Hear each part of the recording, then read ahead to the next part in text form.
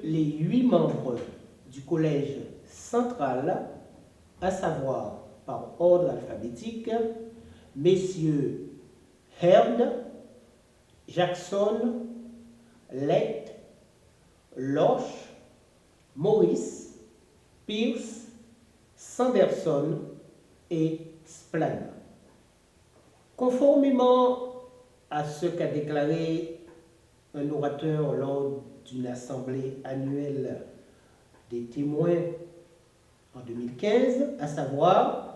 Oubliez que l'organisation est comme une maman. Et une maman, ça veut toujours le bien de ses enfants.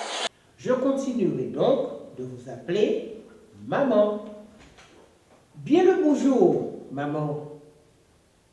Eh oui, c'est encore moi, le joyeux luron, le trouble-fête, l'empêcheur de danser en rond, mais plus sérieusement, celui qui essaye d'être un fidèle soldat de Christ Jésus. Pour quelle raison est-ce que je viens vous enquiquiner cette fois? Je voulais simplement vous demander, messieurs les 8 membres du collège central, si vous savez ce que signifie ce symbole, copié sur le site jw.org en anglais, que j'ai collé en haut de page. Permettez-moi de vous rappeler ceci. Selon un article qui pose les questions « Qu'est-ce que l'alchimie et est-ce que la Bible le mentionne ?», le diamant est un symbole puissant que les alchimistes ont associé à la lumière réfractante. La brillance et l'éclat du diamant sont représentatifs de la vision, de la précision, de la conscience, de la compréhension et de la perception aiguë. En tant que tel, il représente la compréhension que l'âme humaine prend dans la poursuite de la vérité divine et la réalisation de l'illumination supérieure. Les facettes et les angles du diamant symbolisent que ce voyage impliquera de marcher le long d'un chemin semblable à un labyrinthe avec un certain nombre de rebondissements. Toute personne vivant avec des intentions honorables réussira à atteindre la lumière ou la connaissance qu'elle recherche. L'alchimie est connectée avec la sorcellerie, la sagesse occulte et le paganisme, et cela devrait être une preuve suffisante que ce n'est pas biblique.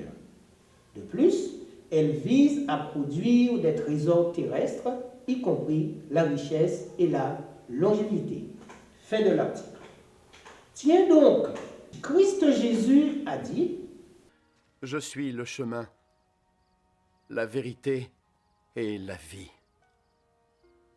Nul ne peut aller au Père autrement que par moi. » Ce qui ne nécessite aucunement d'être dans la configuration de la signification du symbole du diamant. De plus, nous sommes invités à ne pas chercher à nous constituer des trésors sous la terre. Par ailleurs, permettez-moi d'analyser les propos de M. Gerrit Loche, tenu lors de l'émission de télébroadcasting de mars 2018. Celui-ci affirme « Le thème de ce mois est « En qui avons-nous confiance ?» Avez-vous confiance en moi? Pour ma part, absolument pas. Nous souhaitons tous qu'on nous fasse confiance. La confiance est essentielle dans la vie de tous les jours. Il est naturel de faire confiance aux autres. Quand on se marie, on a confiance en la fidélité de son conjoint. Qu'est-ce que la confiance? La confiance, c'est l'espérance ferme que l'on place en la fiabilité, la vérité ou l'aptitude de quelqu'un ou de quelque chose. Le dictionnaire Webster dit que c'est l'assurance ou la certitude concernant la loyauté, l'intégrité, la véracité, la droiture, l'amitié ou toute autre qualité d'une autre personne.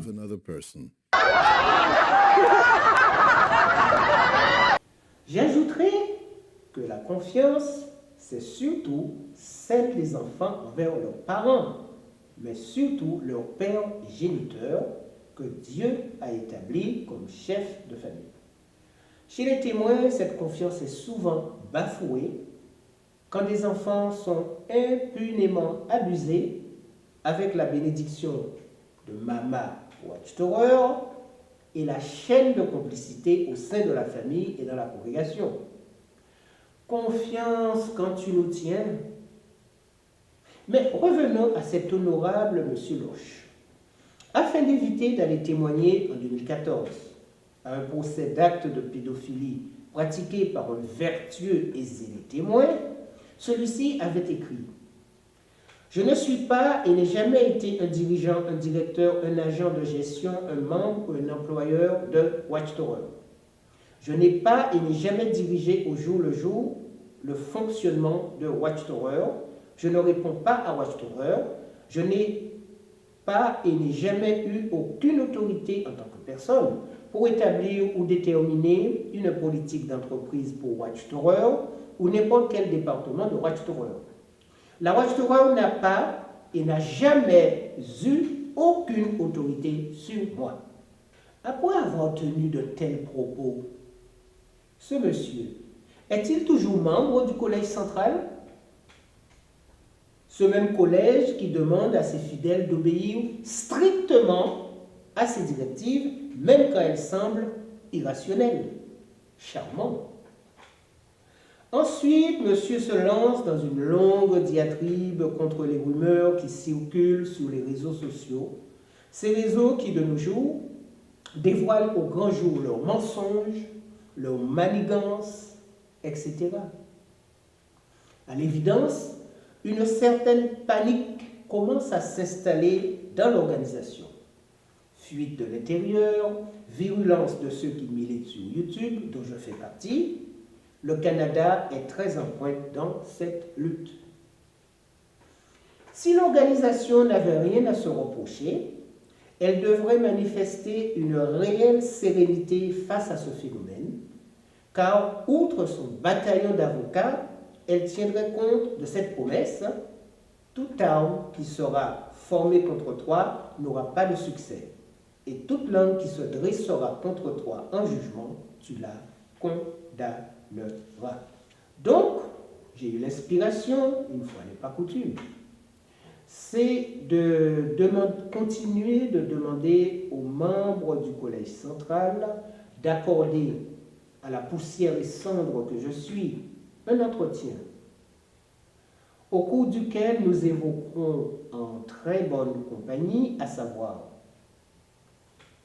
toutes les accusations honteuses qui sont formulées contre eux, notamment de pratiques spirites en tant qu'organisation, la Watchtower. La plupart de ces accusations, voire toutes, sont compilées dans le courrier que je vous ai adressé, ainsi qu'au Bethel de France et au coordinateur de toutes les congrégations que j'ai fréquentées. Toutefois, depuis, j'ai encore fait la découverte que Caleb et Sophia sont des noms de loges maçonniques, coïncidence évidemment, et que la musique du film de clôture de l'Assemblée régionale de 2016 est une musique du monde et pas n'importe laquelle. Rien qu'à voir la pochette et toute sa symbolique, on se demande pourquoi le collège a fait le choix de cette musique.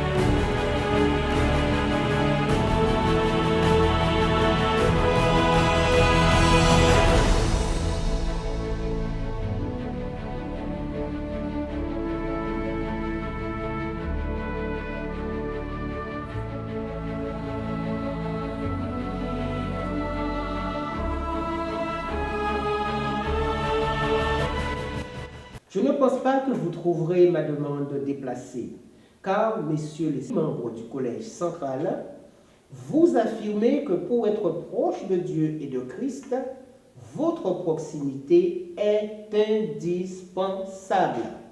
Christ Jésus, d'ailleurs, était très abordable. Les personnes âgées, les jeunes comme les enfants, étaient à l'aise en sa compagnie. Voilà, j'attends une réponse de votre part avec patience.